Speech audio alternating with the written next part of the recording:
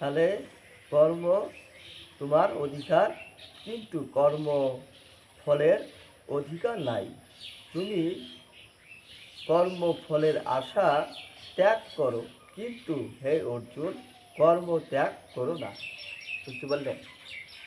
আমরা কর্ম করার আগে ভাবি, যে কোনো জায়গায় যদি আমাদেরকে নিমন্ত্রণ করে আমরা ভাবি যে আজকে ওনার বাড়িতে কর্মটা করতে যাব, ঠিকঠাক মতো পাওয়া যাবে কি না টাকা, বা আমি ভগবানের জন্য এত কিছু কর্ম করলাম, আমি মানুষকে এত কিছু দান করলাম, আমি মানুষকে সেবা দিলাম।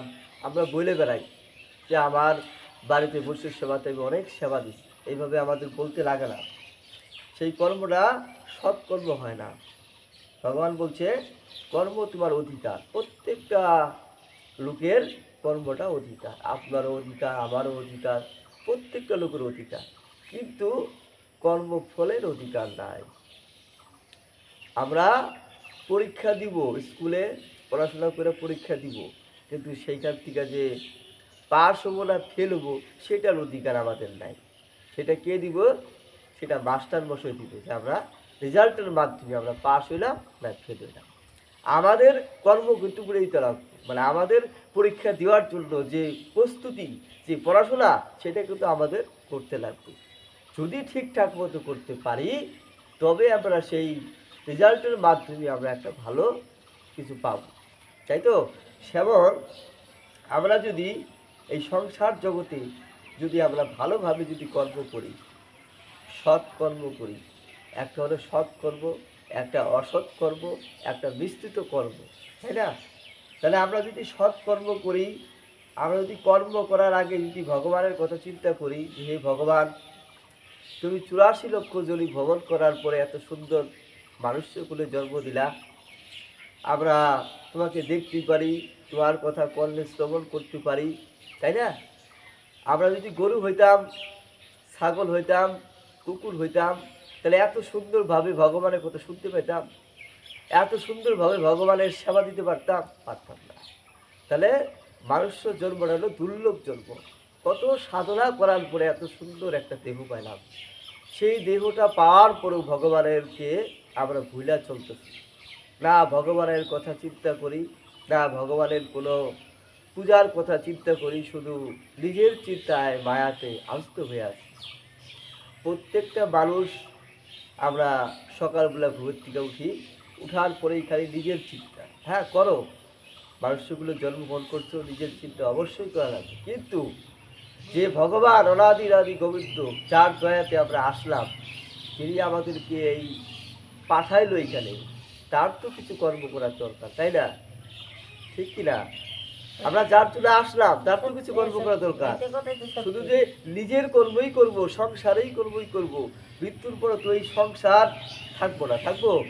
মৃত্যুর পরে এই সংসার থাকবো না। তাই এমন কিছু কর্ম করা লাগবে যে কর্মটা মৃত্যুর পরেও যাতে আমাদের সেই কর্মটা সাথে যায়, তাই না?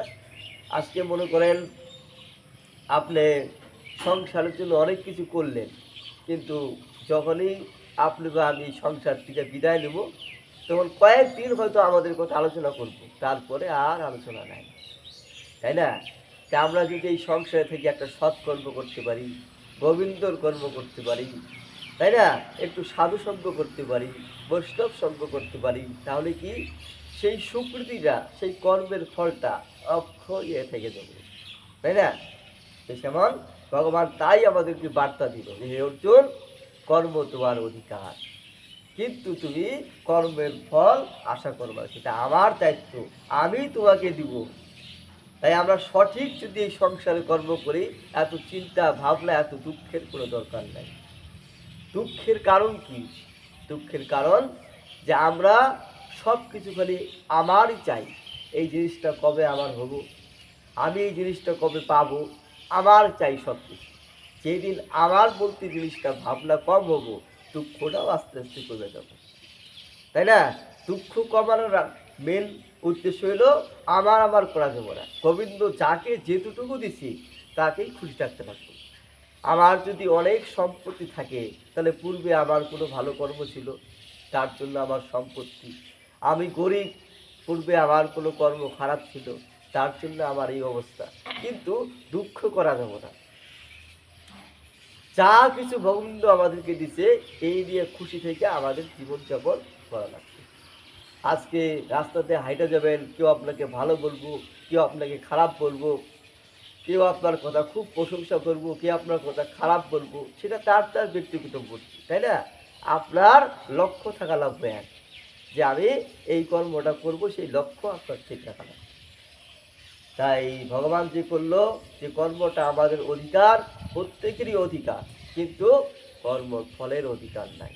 কখনো ভাবতে পারি না যে এই কর্মটা আমি করলাম, না, গোবিন্দ আমাকে কৃপা করলো, তার কৃপাতে আমি কর্মটা করলাম, আমার করার সাধ্য নাই। অনেকে 10 টাকা, 20 টাকা, 1000 টাকা দান করে এই রাস্তায় বলে আমি দান করলাম। বাবা, তুমি কিভাবে দান করলা?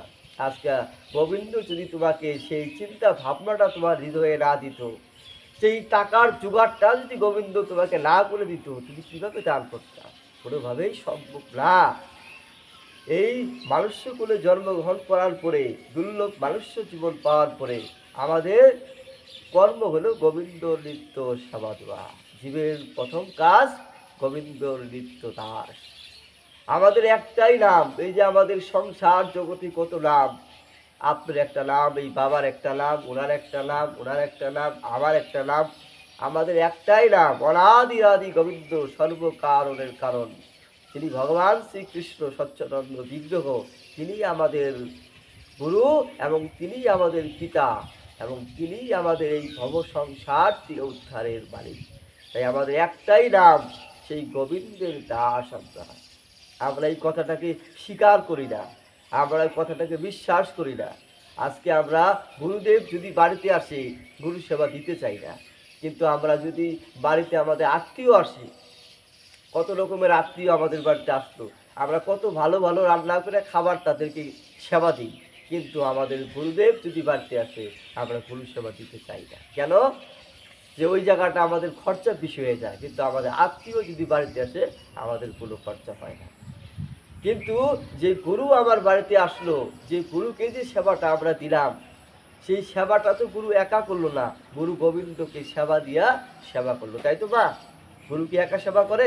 না। গুরু কিভাবে করে? আপনি যা কিছু জোগাড় করলেন, সমস্ত কিছু রান্না করে সেই রান্নাটা ভগবানের উদ্দেশ্যে নিবেদন করলো, তাই তো? ভগবানের উদ্দেশ্যে নিবেদন করলো, সেটা প্রসাদ হলো, সেই প্রসাদ রূপে গুরু এবং শিষ্য সেই প্রসাদটা গ্রহণ করলো।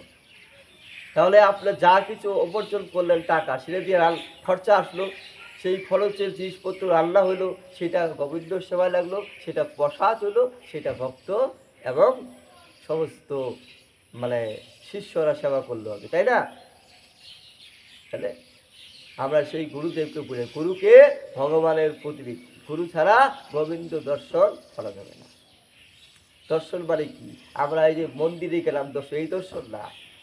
গোবিন্দর চরণ পাওয়া যাবে না, গুরুকে অবশ্যই সম্মান করতে লাগবে।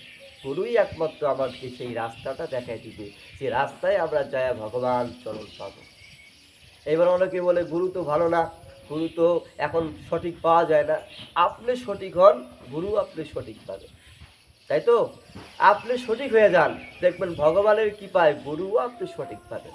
আপনাকে ঘুরতে লাগবে না গুরুর জন্য, গুরু আপনি সঠিক পাবেন। আমাকে সঠিক হইতে হবে, তবেই আমি সব কিছু পাবো। তাই ভগবান যে কথাগুলো বললো, আমাদের কর্মটা অধিকার, কিন্তু সেই কর্মটাকে কোনোদিনও অবহেলা করা যাবে না, যে কর্মটা আমার অধিকার থেকে আমি সেইভাবে আর কর্মটাকে হেলামি করে নিব না। ভগবানের আশীর্বাদ দেওয়ার জন্য সঠিকভাবে কর্মটা করা লাগবে এবং মনের ভিতরে কোনো দুঃখ রাখা যাবে না, যে আমি গরিব, আমি অনেক ধনী, আমার দুঃখ, এরকম কিছু রাখা যাবে না। গোবিন্দ আপনাকে যেভাবে যতটুকু দিছি, অতটুকু আপনি নিয়ে খুশি থাকেন এবং ভগবানের কর্ম করে যান। আজকে আমরা কি করি? ভগবানের কর্ম ভুলে আছি, শুধু সংসারের কর্ম। এই সংসার বেশি দিন আপনার সাথে থাকবে না, এই সংসার বেশি দিন আপনার সাথে থাকবো না। এক না একদিন আপনাকে এই সংসার ছেড়ে যাইতেই হবে, হয়তো দুদিন আগে, হয়তো দুদিন পরে, কিন্তু সংসার ছেড়ে আপনাকে যাইতেই হবে। তাই যেহেতু সংসার ছেড়ে আমাদেরকে যাইতেই হবে, যাওয়ার চেষ্টাটা আমরা করি, রাস্তাটা আমরা ক্লিয়ার রাখি, যাতে আমাদের সংসার ছেড়ে যেদিন আমরা এই জায়গার থেকে চলে যাব, যাতে রাস্তাটা আমাদের পরিষ্কার থাকে, তাই না বা? আজকাল যদি পরিষ্কার রাস্তা থাকে তাহলে আমরা হাঁটতেও পারবো ভালো করে। যদি জঙ্গল থেকে রাস্তাতে কি হাঁটতে পারবো? পারবো না। তাই আমাদের প্রত্যেকেরই মনের ভিতরে এটা বিশ্বাস রাখা দরকার যে গোবিন্দর অনেক দয়াতে আমরা এখানে আসি। তাই এমন কিছু কর্ম করে যাই যে কর্মটা আমাদের সার্থক হয়। আলস্যকুলে জন্মগ্রহণ করতে দুর্লভ জীবন, সেই জীবনটাকে নষ্ট করা যায় না। অনেক সাধনার পরে এই ভগবানের আশীর্বাদে আমরা মানুষ্যকুলে জন্মগ্রহণ করেছি, তাই এই জীবনটাকে কোনোভাবেই নষ্ট করা যায় না। হরে কৃষ্ণ।